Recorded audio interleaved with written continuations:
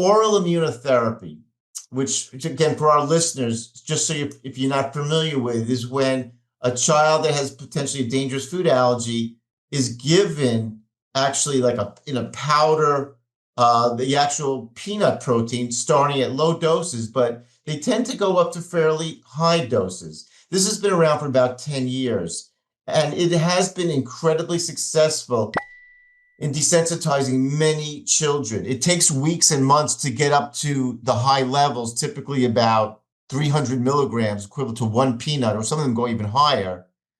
But as Dr. Ben Shoshana, I think, knows, and I know, I mean, I was never the biggest advocate for it because there's a lot of reactions, when these kids, and they have to be there for hours. So tell me a little bit your experience with OIT, because again, this gets into your article we'll be discussing.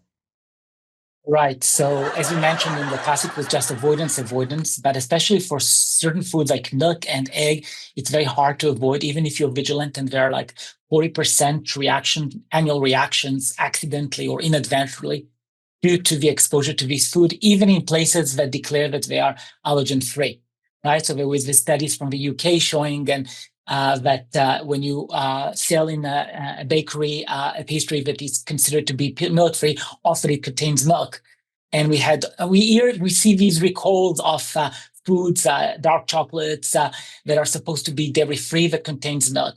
And we need to remember that people with this allergy can react to very small doses, like 0.5 milligram even of milk protein. And just for your understanding, 1 ml of milk is about 35 to 40 milligram protein.